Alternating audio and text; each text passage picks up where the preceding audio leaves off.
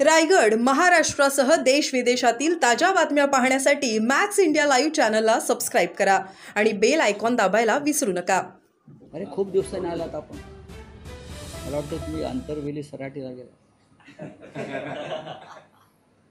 बोला राऊत साहेब, मराठा आरक्षणासंदर्भात सरकारने जो अध्यादेश काढला आणि मनोज जरांगे आणि त्यांच्या समर्थकांनी किंवा त्यांच्यासोबत असलेल्या अभ्यासकांनीही तो मान्य केला, त्यानंतर आता अनेक पडसाद आणि अनेक प्रतिक्रिया उमटू लागल्या। हाती काही ठोस आलं नाही किंवा या अध्यादेशात खऱ्या अर्थानं जरांगेंची फसवणूकच झाली, अशा प्रतिक्रिया मराठा समाजातल्या नेत्यांकडूनच व्यक्त होत आहे। बघा, असं आहे की मनोज जरांगे पाटील हे मुंबईत त्यांच्या लोकांसह आले आणि आरक्षण घेतल्याशिवाय मी जागा सोडणार नाही, मुंबई सोडणार नाही, अशी त्यांची भूमिका होती। आमच्यासारख्या म्हणजे माननीय शिवसेना पक्षप्रमुख उद्धव ठाकरे यांनी असेल किंवा मग मनसे प्रमुख राज ठाकरे असतील, मराठी संदर्भात काम करणाऱ्या, आस्था बाळगणाऱ्या दोन्ही पक्षांना त्यांना पूर्ण मुंबईत होते तोपर्यंत आम्ही पाठिंबा दिला की मुंबईतून त्यांना मराठी माणसाला अशा प्रकारे कोणाला हुसकावून बाहेर काढता येणार नाही, ही आमची भूमिका होती। आता जरांगे पाटील असं म्हणत होते की माझं पूर्ण समाधान झाल्याशिवाय आणि आरक्षण घेतल्याशिवाय मी जाणार नाही। ज्या अर्थी ते गेले याचा अर्थ सरकार आणि त्यांच्यातल्या वाटाघाटी यशस्वी झाल्या आणि ते हसत हसत समाधानानं ज्या अर्थी आपल्या गावाला परतले। त्याच्यामुळे आता जर काही त्याच्यामध्ये वेडवाकडं झालं असेल असं त्यांचे इतर सहकारी म्हणत असतील तर तो सरकार आणि मनोज जरांगे पाटील यांच्यातला मुद्दा आहे। या चर्चेमध्ये विरोधी पक्षाला किंवा विरोधी पक्षाच्या नेत्यांना कुठेही सहभागी करून घेतलं नाही, किंबहुना सरकारमधले जे प्रमुख घटक होते त्यांनाही घेतलं नाही। म्हणजे जे वाशीला गुलाल उधळत होते तेही या चर्चेत किंवा शेवटच्या टप्प्यात मला दिसले नाही। मुख्यमंत्री देवेंद्र फडणवीस यांनी हे आंदोलन, चर्चा, वाटाघाटी या फक्त भाजपच्या छत्राखाली होतील आणि याचं संपूर्ण श्रेय भारतीय जनता पक्षाला मिळेल यासाठी अथक प्रयत्न केले आणि परिश्रम घेतले। आणि जर मनोज जरांगे पाटील हे खुश होऊन गेले असतील याचा अर्थ त्यांना त्यांच्या मागण्या मान्य झालेल्या आहेत। आता इतर अभ्यासकांचं जे काय म्हणणं आहे हा त्यांचा मुद्दा आहे। याच्यामध्ये शिवसेना आपलं मत या क्षणी व्यक्त करणार नाही। मराठा समाजातल्या तरुणांना मनोज जरांगे पाटील म्हणतायत त्यानुसार लाभ झाला असेल, होणार असेल तर त्याचं आम्ही स्वागत करतो। पण या अध्यादेशामुळे ओबीसी नेतेही आक्रमक झालेले आहेत। काल लक्ष्मण हाकेंनी GR फाडला, मंत्रिमंडळामध्ये फडणवीसांचे आणि शिंदेंचे सहकारी, अजितदादांचे सहकारी छगन भुजबळ अनुपस्थित राहिले। त्यांनी त्यांच्या अभ्यासकांच्या माध्यमातून आता पुन्हा या GR छगन भुजबळ यांना राष्ट्रवादी काँग्रेस पक्षानं मंत्रिमंडळामध्ये जागा दिली नव्हती। ओबीसींचे नेते म्हणून त्यांना नरेंद्र मोदी यांनी विशेष लक्ष घालून देवेंद्र फडणवीस यांना सांगून मंत्रिमंडळात घेतलं। भुजबळ जे मंत्रिमंडळामध्ये आहेत ती अजित पवारांची कृपा नाही, ती नरेंद्र मोदींची कृपा आहे। नरेंद्र मोदी हे स्वतःला ओबीसींचे नेते मानतात, प्रधानमंत्री असले तरी। आपल्याला माहीत असेल, मैं ओबीसी हूँ, मैं ओबीसी का सबसे बड़ा नेता हूँ। प्रधानमंत्र्यांच्या तोंडी अशी जातीची भाषा शोभत नाही, मैं ब्राह्मण हूँ, मैं ओबीसी हूँ, मैं ये हूँ। आणि म्हणून भुजबळ हे ओबीसी असल्यामुळे नरेंद्र मोदींनी त्यांना सगळ्यांचा विरोध डावलून महाराष्ट्राच्या मंत्रिमंडळात घेतलं। आणि जर भुजबळच नाराज आहेत असं दिसतंय तर त्या संदर्भात मला असं वाटतं ते जाऊन नरेंद्र मोदींशी चर्चा करतील, प्रधानमंत्र्यांशी, कारण त्यांनी त्यांना मंत्रिमंडळात घेतलं आहे। आणि घटना दुरुस्ती जी आवश्यक आहे आरक्षण पक्क होण्यासाठी, त्याला कायदेशीर प्रारूप देण्यासाठी ते करून घेतील. संघर्ष वाढेल जर असं झालं तर, कारण आधीच मला वाटत त्या संघर्ष वाढवण्याचा प्रयत्न सरकारमधले काही घटक आजही करतायत. सरकारमधल्या काही घटकांची इच्छा होती की मनोज जरांगे पाटील यांनी माघार घेऊच नये आणि फडणवीस यांचं सरकार अडचणीत यावं. तुम्ही जसं म्हणालात की वाशीला गुलाल उजळणारे इथे कुठेच दिसले नाही. खरं आहे ते, खरं असायला पाहिजे होते. पण महायुतीची स्ट्रॅटेजी होती की मला माहीत नाही आहे. महायुतीमध्ये कोणती स्ट्रॅटेजी नाही. ते फार स्ट्रॅटेजीच्या गोष्टी त्यांनी करू नये. त्यांच्यामध्ये आपापसात तीसुद्धा, जसं आम्हाला ते म्हणत होते रिक्षा आहे म्हणून, ही 3 चाकाची, तीसुद्धा 3 चाकाची रिक्षाच आहे. पण दोन्ही उपमुख्यमंत्र्यांना बाजूला ठेवलं, दोन्ही मराठा चेहरे होते. हे फडणवीस साहेबांना विचारलं पाहिजे तुम्ही, त्यांची राजकीय स्ट्रॅटेजी काय होती, खास करून शिंदेना दूर ठेवणं. कारण इतके मोठे जे आंदोलक इथे आणले, त्यांच्या गाड्या घोड्या वगैरे व्यवस्था ज्या माध्यमातून झाला त्यात त्यांचंच नाव येतं आहे. आणि त्यांचा मुख्य उद्देश हा आरक्षण देणे हा नव्हता, मिळवणं हा नव्हता, तर मुंबईमध्ये येऊन देवेंद्र फडणवीस यांच्यासमोर आव्हान उभं करणं हा होता. नाही, पण राऊत साहेब, तुम्ही जे म्हणता आहात आणि तुम्ही यापूर्वी आंदोलनाच्या वेळेस म्हणत होता की जे मनोज जरांगे यांचं आंदोलन होतं त्याला सरकारमधल्याच काही घटक पक्षांकडून फूस होती. मी फूस म्हणणार नाही. बघा, फूस हा शब्द चुकीचा आहे. पाठिंबा होता जरांगे पाटील हे फडणवीसांना अडचणीत आणण्यासाठी. मी असं कधीच म्हणालो नाही. जरांगे पाटील यांचं आंदोलन हे मराठा समाजांच्या आरक्षणासंदर्भातल्या मागण्यांसाठी होतं आहे. पण त्या आंदोलनाचा काही लोक राजकीयदृष्ट्या जर गैरवापर करून राज्याचं सरकार अस्थिर करण्याचा प्रयत्न करीत होते. पण देवेंद्र फडणवीस यांनी उच्च न्यायालयाच्या निर्णयानंतर तात्काळ जी पावलं उचलली, त्यानंतर ज्यांना हे सर्व घडवायचं होतं त्यांच्या त्या संपूर्ण योजना बारगळल्या. नाही, पण आता मराठा समाजातले नेते जे प्रतिक्रिया व्यक्त करतात की मनोज जरांगेंची फसवणूक झाली आहे, या GR मध्ये तसं काही विशेष नाही, जे पूर्वी होतं तेच आहे. तर या ज्या प्रतिक्रिया आहेत त्याही तुम्हाला अशाच राजकारणाचा भाग वाटतात? आज या क्षणी समाजामध्ये मनोज जरांगे पाटील यांचं नेतृत्व हे शिखरावर आहे. त्याच्यामुळे जर मनोज जरांगे पाटील हे पूर्ण समाधानी असतील आणि त्यांच्या समाजानं जर त्या दिवशी फटाके वाजवून गुलाल उधळून आनंद व्यक्त केला असेल, तर मला वाटतं त्याच्यामध्ये आता फार चर्चा न करता हा विषय संपला असं मान्य केलं पाहिजे. तुम्हाला छगन भुजबळ यांची नाराजी ही खरी वाटते की भुजबळ पुन्हा ओबीसीचं नेतृत्व, कारण जी ओबीसी उपसमिती नेमली महाराष्ट्रामध्ये, ज्यात भुजबळ अध्यक्ष होते, त्या जागी आता बावनकुळे अध्यक्ष आहेत आणि ते भुजबळ सदस्य आहेत. महाराष्ट्रामध्ये महाराष्ट्र जातीपातीमध्ये इतका कधीच फाटला गेला नव्हता. प्रत्येक जातीसाठी उपसमिती हे या राज्यातलं चित्र कधीच नव्हतं. दुर्दैवाने गेल्या 10 वर्षामध्ये ज्या प्रकारचं राजकारण या राज्यात आणि देशात जाती पोटजाती उपजातींचं सुरू आहे, हा मूळ विचार महाराष्ट्राचा नाही किंवा पुरोगामी महाराष्ट्राचा नाही. आम्ही सगळी मराठी माणसं एक आहोत. आम्ही मराठी माणसांची भक्कम एकजूट उभारली. त्या एकजुटीला फोडण्यासाठी आधी शिवसेना फोडली, मग राष्ट्रवादी काँग्रेस फोडली. आता अनेक जाती उपजातींचे गट करून त्याच्यानुसार तिथे आता समित्या नेमणं, अमुक करणं, हे महाराष्ट्राच्या परंपरेला शोभणारं नाही आणि नव्हतं. पण दुर्दैवानं नरेंद्र मोदी आणि फडणवीस यांच्या काळामध्ये अशा प्रकारे महाराष्ट्राची प्रतिष्ठा धुळीस मिळालेली आहे. पण भुजबळांच्या नाराजीविषयी तुम्हाला काय वाटतं? नाही, भुजबळ हे नाराज आहेत किंवा नाहीत यापेक्षा मी मंत्रिमंडळात आहे ह्याच्यावर त्यांचं समाधान. ते राजीनामा देणार आहेत का? जर ते खरोखर एखादा समाजाचं मी नेतृत्व करतो आणि त्या समाजावरती अन्याय झाला हे जर कोणाला मनापासून वाटत असेल तर त्यांनी त्या मंत्रिमंडळातून बाहेर पडलं पाहिजे. मग महाराष्ट्र असेल किंवा देशातलं मंत्रिमंडळ असेल. जसं CD देशमुखांनी राजीनामा दिला, त्यांचे निरुंशी मतभेद झाले महाराष्ट्राच्या प्रश्नावर. तुमच्या समाजावर अन्याय झाला आणि अन्याय करणारे मुख्यमंत्र्यांच्या नेतृत्वाखाली तुम्ही काम करताय, हे तुम्ही मान्य करताय ना. मग तुम्ही तुमचा राजीनामा सोपवला पाहिजे आणि मी ह्या कारणासाठी राजीनामा देतो आहे हे त्यांनी स्पष्ट केलं पाहिजे.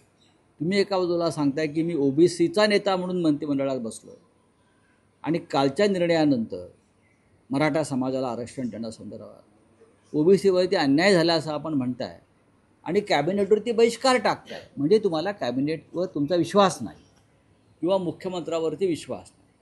मग अशा वेळेला स्वाभिमान आणि नैतिकता हे जे दोन शब्द राजकारणामध्ये येतात, तुम्ही त्या संदर्भात विचार करून आपल्या पदाचा राजीनामा देऊन तुम्ही आपल्या समाजात पुन्हा जायला पाहिजे नेतृत्व करण्यासाठी. राऊत साहेब, आणखी एक विषय होता तुम्ही मंडळच्या विषयावरती शिवसेना सोडली होती. शिवसेना प्रमुखांनी जेव्हा सांगितलं की मी जातीपातीचं राजकारण माझ्या पक्षामध्ये करत नाही, मंडळचं जेव्हा आंदोलन सुरू असेल तेव्हा तुम्ही मंडळच्या मुद्द्यावर जर शिवसेना सोडू शकला, मग आता जर तुमच्या समाजावरती अन्याय होतोय मग तुम्ही राजीनामा दिला पाहिजे मंत्रिपदाचा. राऊत साहेब, आणखी एक विषय होता महायुती सरकारने आपण जर पाहिलं की सरकारने आधी 19 ओबीसीसाठी महामंडळ स्थापन केली होती, पण त्याचा लाभ काही लोकांना कोणालाही मिळणार नाही. देवेंद्र फडणवीस फार मोठ्या मोठ्या घोषणा करतायत, महामंडळ स्थापन करतायत. एक परशुराम विकास महामंडळ सोडलं तर कोणाला फार लाभ मिळेल असं मला वाटत नाही. रावसाहेब, आणखी एक विषय होता की गणेशोत्सव असेल किंवा नागरी समस्या असतील किंवा काही आणखी हेतूनं राज ठाकरे आणि फडणवीसांच्या भेटीगाठी सुरू आहेत, वाढतातही आहेत. गणपतीसाठी फडणवीस राज ठाकरेंच्या घरी आले होते आणि काल राज ठाकरेंनी सपत्नीक मुख्यमंत्र्यांच्या शासकीय निवासस्थानी गणेश दर्शन घेतले. त्या ठिकाणी उद्या दुसरे कोणी मुख्यमंत्री आले तरी ते त्या गणपतीसाठी जातील. ते गणेश भक्त आहेत एवढंच मला माहिती आहे. त्यांच्याकडे पण लोक गेले गणपतीसाठी, उद्धव ठाकरे गेले, आम्ही सगळे गेलो त्यांचे सहकारी. आणि मुख्यमंत्र्यांच्या निवासस्थानी तो गणपती हा जो असतो हा वर्षा जे सरकारी निवासस्थान आहे त्यातला तो परंपरागत गणपती असतो. तो गणपती एका व्यक्तीचा नसतो. आणि देवेंद्र फडणवीस यांनी मुख्यमंत्री म्हणून जर आमंत्रण दिलं असेल नेत्यांना इतर सर्वच पक्षाच्या, तर जायला काहीच हरकत नाही. त्यात एवढं असं प्रश्नचिन्ह घेऊन प्रश्न विचारण्यासारखं काय.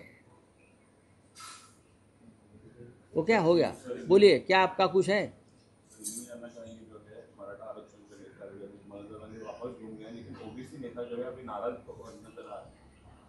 देखिए, महाराष्ट्र की सरकार है, देवेंद्र फडणवीस जी है राज्य के मुख्यमंत्री है. अब मराठा समाज का जो आंदोलन मुंबई में चल रहा था और उनकी जो मांगे थी, लगभग सभी मांगे पूरी की है. इसीलिए बहुत खुश होकर उनके नेता जरांगे पाटिल और हज़ारों उनके समर्थक अपने अपने गांव वापस चले गए हैं. सभी जो उसमें से जो एक्सपर्ट उनका कहना है ओबीसी के आरक्षण को कोई धक्का नहीं लगेगा.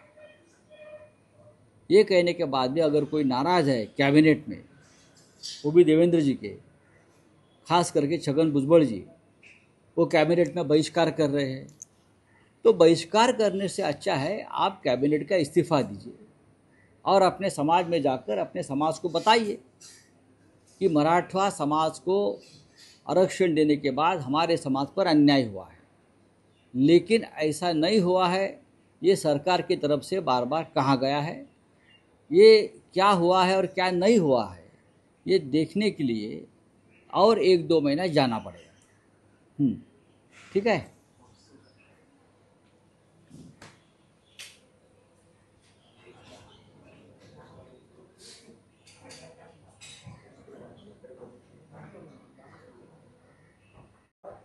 विधान भवन, मंत्रालय यासहित जी उच्चस्तरीय कार्यालय आहे तिथं आंदोलनं, निदर्शनास प्रतिबंध घालण्याची मागणी देवरा यांनी मुख्यमंत्र्यांकडे पत्रात हे जे मिलिंद देवरा आहेत, हा,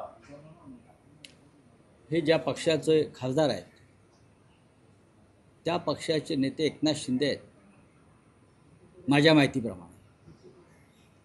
आता हे देवरा स्वीकारतात की नाही मला माहीत नाही की माझे नेते एकनाथ शिंदे आहे. आणि एकनाथ शिंदे ह्यांच्या पक्षाचा, त्यांचा जो गट आहे, पक्ष आहे, त्या पक्षाचा दक्षिण मुंबईतील जरांगे पाटील यांच्या आंदोलनास पूर्ण पाठिंबा होता. माझी भूमिका एवढीच आहे, म्हणजे माननीय उद्धव साहेब शिवसेना पक्ष प्रमुख यांच्या वतीनं माझी भूमिका इतकीच आहे की आम्ही वारंवार सांगितलं आहे, दक्षिण मुंबई असेल, उत्तर मुंबई असेल, ईशान्य मुंबई असेल, मुंबईचं कुठलंही टोक असेल, कोपरा असेल, जर महाराष्ट्राच्या कानाकोपऱ्यातून मराठी माणसाला आपले प्रश्न मांडण्यासाठी यायचं असेल मुंबईत, त्याला रोखण्याची हिंमत यांच्या बापात नाही, कोणात नाही. म्हणून तर आम्ही त्यांना पाठिंबा दिला. ही मुंबई मराठी माणसाची आहे आणि मराठी माणसाचे प्रश्न आम्ही मांडू मंत्रालयासमोर, आझाद मैदानावर, कोणत्याही मैदानावर. तुमच्या पोटात दुखण्याचं कारण काय? तुम्ही मुंबईचे मालक आहात की तुम्ही धनिकांचे प्रतिनिधी आहात? तुम्ही ज्या पक्षाचं नाव सांगताय त्या पक्षाच्या बॅनरवर हिंदू हृदय सम्राट शिवसेना प्रमुख बाळासाहेब ठाकरे यांचा फोटो आहे. तुमचे नेते बाळासाहेब ठाकरेंचा जप करतात, तो खोटा असेल. आणि बाळासाहेब ठाकरे यांनी या मुंबईमध्ये मराठी माणसाला न्याय हक्कानं उभं राहता यावं म्हणून जे काय संघर्ष केला त्यातून शिवसेना उभी राहिली. आणि त्या शिवसेनेच्या डुप्लिकेट का होईना तुम्ही खासदार म्हणून दिल्लीत आलेला आहात. मिलिंद देवरांच्या भूमिकेविषयी त्यांच्या नेत्यांचं मत काय आहे हे मराठी माणसाला समजून घ्यायला आवडेल. तुम्ही मराठी माणसाला मुंबई येऊ नका म्हणताय, आम्ही आंदोलन करू नाही तर हैदोस घालू. मुंबईमध्ये आम्ही मराठी माणसं आंदोलन करू नाही तर हैदोस घालू. तुम्ही कोण आम्हाला विचारणार? ठीक आहे, कोर्टाने आम्ही बघून घेऊ. राज्याच्या मुख्यमंत्र्यांनीही रोखलं नाही, त्यांनी अत्यंत संयमानं आणि समजूतदारपणानं मराठी माणसाला मुंबईत येऊ दिलं. मी त्याबद्दल त्यांचं अभिनंदन करीन, मी वारंवार केलेलं आहे. तुम्ही कोण? जो पक्ष सरकारमध्ये आहे आणि जो पक्ष स्वतःला बाळासाहेब ठाकरेंचा पक्ष म्हणून घेतो, डुप्लिकेट का होईना म्हणून म्हणतो ना, हा अमित शहांचा पक्ष आहे. मी जे म्हणतो की एकनाथ शिंदे यांचा पक्ष हा अमित शहाचा पक्ष आहे, हा धनिकांचा पक्ष आहे. आणि मिलिंद देवरा हे दक्षिण मुंबईतल्या धनिकांचे आवाज म्हणून त्यांनी मराठी माणसांनी इथे येऊ नये. दक्षिण मुंबईत, ह्या मुंबईत मंत्रालयासमोर आम्ही येऊ, आझाद मैदानात आम्ही जाऊ, आम्ही पेड रोडलाही जाऊ. खरं म्हणजे या आंदोलकांनी पेड रोडला आंदोलन करायला पाहिजे, कारमायकल रोडला आंदोलन करायला पाहिजे होतं. मलबार हिलला जाऊन त्यांनी आपली मुंबई पाहायला हवी होती. पुढल्या वेळेला जेव्हा आंदोलक इथे आले तर मी त्यांना विनंती करेन की पेडर रोडसुद्धा आपला आहे, मलबार हिलचा वस्त्या आमच्या आहेत, ही अख्खी मुंबई आमची आहे. तुम्ही कोण आम्हाला सांगताय? मुख्यमंत्र्यांचं उत्तर सोडून द्या. त्यांच्या पक्षाचे जे नेते आहेत ना, त्यांनी याच्यावर सांगायला पाहिजे. मिलिंद देवरा जे म्हणतायत की मराठी माणसानं दक्षिण मुंबईत येऊ नये, दक्षिण मुंबईचा सातबारा काय या धनिकांच्या नावावर लिहून दिला आहे का आम्ही? धन्यवाद. साहेब, आणखी एक विषय होता, त्यातला खूप महत्त्वाचा विषय आहे. जीएसटी रिफॉर्म संदर्भात जी घोषणा केली होती त्याची आता अंमलबजावणी होते. घटस्थापनेपासून ही अंमलबजावणी आहे ना, बरोबर आहे. आता हळूहळू आता मोदींना कळायला लागलं आहे की लहान व्यापारी, मध्यमवर्गीय, सामान्य माणसाला कसा त्रास होतो, जे आम्ही इतके वर्ष बोलत होतो. आता बघू किती फायदा होतो सामान्य माणसाला. क्या है आंदोलन हुआ, उसके बाद में जो है आंदोलन के लिए परवानगी नहीं मिलती है, ऐसा मिलिंद देवरा जी कौन है? ये महाराष्ट्र की सरकार है, महाराष्ट्र है. मिलिंद देवरा ने अपने नेता को पूछा क्या ये लेटर लिखने से पहले? मिलिंद देवरा जी जिस पार्टी से इस बार सांसद बने हैं वो डुप्लीकेट शिवसेना है और शिवसेना के उनके बैनर पर हिंदू हृदय सम्राट बालासाहेब ठाकरे जी का फोटो रहता है. और बालासाहेब ठाकरे ने ये मुंबई में मराठी मानुस को उनके न्याय हक के लिए लड़ने के लिए खड़ा किया है. ये मुंबई मराठी मानुस की राजधानी है और देवरा जी कौन कहेंगे कि आप यहाँ मत आइए? क्या ये उनके पार्टी की अधिकृत भूमिका है? हम महाराष्ट्र के गांव-गांव से यहाँ कोई भी आ सकता है मराठी मानुस, और चाहे आज़ाद मैदान हो, चाहे मंत्रालय परिसर हो, चाहे पेडर रोड हो, चाहे कारमाइकल रोड हो, चाहे नेपीएनसी रोड हो, चाहे मलबार हिल हो, जहाँ चाहे वो जा सकता है। सिर्फ आंदोलन नहीं, हम बैठ सकते हैं वहाँ जाकर। आप कौन होते हो हमें सवाल करने वाले? मत आइए। देवराज जी, आपके पार्टी के जो नेता है मिस्टर एकनाथ शिंदे को पूछिए क्या ये उनकी अधिकृत भूमिका है। इसलिए तो मैं कहता हूँ ये पार्टी जो शिवसेना नाम से दी है एकनाथ शिंदे को, इस पार्टी के मुखिया अमित शाह है। और ये भाषा जो देवराज जी बोल रहे हैं मराठी माणूस को रोकने की, ये भाषा अमित शाह और नरेंद्र मोदी जी की है।